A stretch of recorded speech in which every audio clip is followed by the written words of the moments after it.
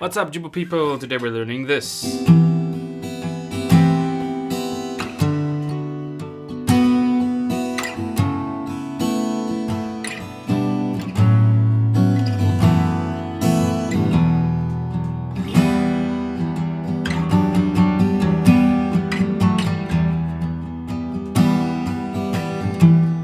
C over E, D6, A over C sharp, G over B. And if you know those chords, you're probably a really good Jeff Buckley fan because they're from his song Lover You Should Have Come. And we're going to be working on this song in this lesson. I'm just going to show you the chord progressions that he uses inside this song, and just so you get an idea of, you know, the genius, and you can learn from him about how he used these chords and everything. So we're up to 16 days, and then we're heading into the live.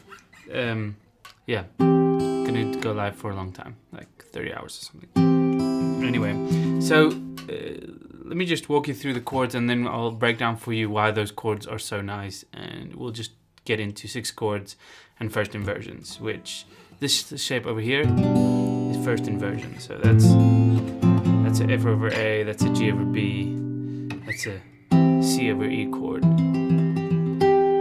So if you don't know what that is, then stay with this lesson. These are 6 chords. It's a little zigzag shape. That's a D6. This is an A6, G6, F6.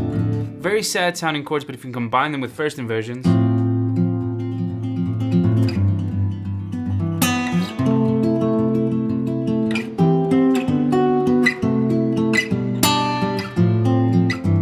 they sound really, really nice. Okay, so let's quickly get into it. The verse is very simple of this song. It's D, C add 9 to a D minor 7. We've got the C sharp minor 7 flat 5 chord. Because it sounds way harder than it actually used to play. Then F sharp 7 with a sharp 5. And then we have B minor 7 to a D, to a G, to a F sharp 7. And then the chorus, we'll get to the 6 chords just now. I just want to walk you through this song if you wanted to follow along. So B minor, E minor. You do that 3 times, and then C for a long time.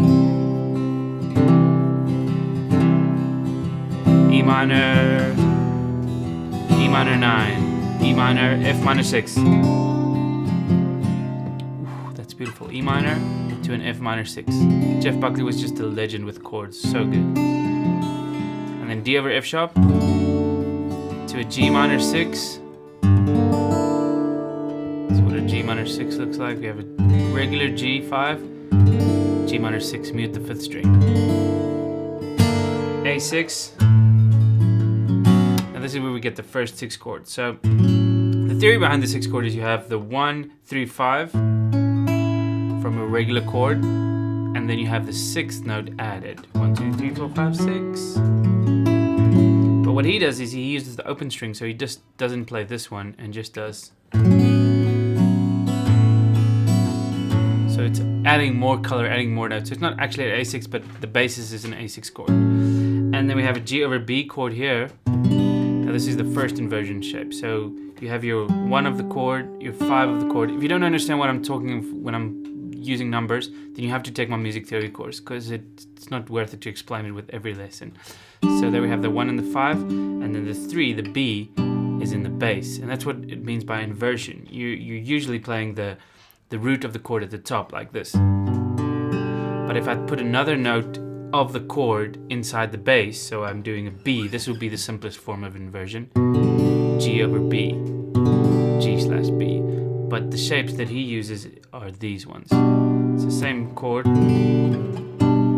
just changes the quality. So you're inverting so that the first note of the chord is no longer in the bass, but the second note of the chord. Okay, so this is pretty simple stuff, but it really sounds really nice. So A6, G over B, A over C sharp, and then you take the same shape and move it to the E, so you have C over E. and then D6, and then A over C sharp, and then G over B, A6, F sharp minor 7, but I'm playing an F sharp minor 11 here, sounds nicer to me, and then to E minor. There we go, E minor. Okay, so that sequence.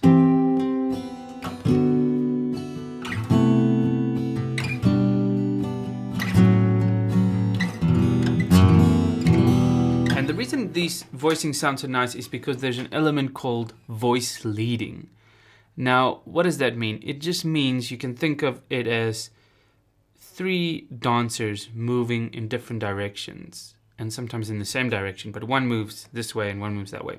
But when you suddenly take away the dancer, it doesn't make any sense with the choreography, right? So you have these 3 voices moving. You have this one, and this one, right? They're each moving in a certain direction. And that sounds so beautiful to hear because each one is moving down in the scale, but this one's moving back 2 and the other are moving back 1. So it's got this beautiful thing because you keep all the voices. That's why that song sounds so good, because you have the bass kind of mimicking what the melody does, but it doesn't suddenly go away. And that's the thing that good songs like this is. You have these voices moving. This voice is going up, these voices are staying the same, this one's going down 1, but you're not suddenly omitting a voice. It's like a really good choir arrangement. All the voices are singing.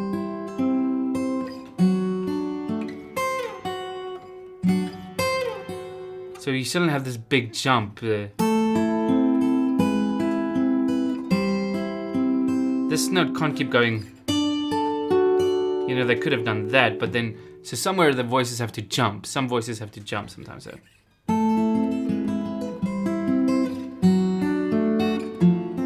You know, and that's, these shapes have that kind of thing in common. If you think of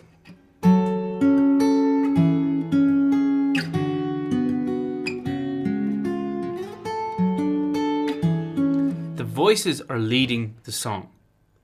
I'm not playing a chord and a chord. I'm actually playing a couple of melodies at the same time. Like with this song, I'm actually playing, and I'm playing.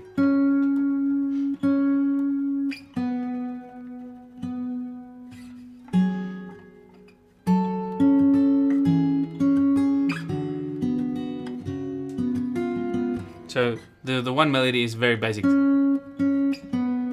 And the other melody is like, and they all sound good.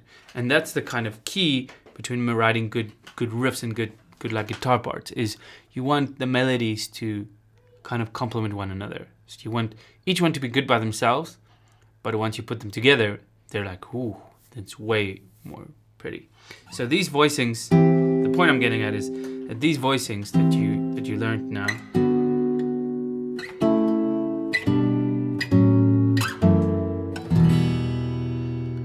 are just like so beautiful, and they just take you to the E minor chord in such an elegant way. The same thing with the second line of the chorus, the D over F sharp to a G minor 6.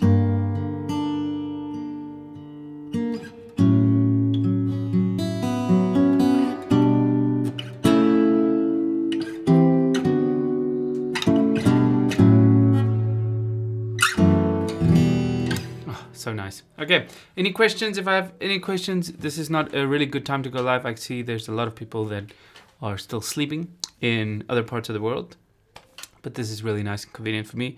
Okay, and this video will be helpful for you in the future if you want to reference back to this one. It's a really good way to learn about chords, just to take a little part of what a guy's playing.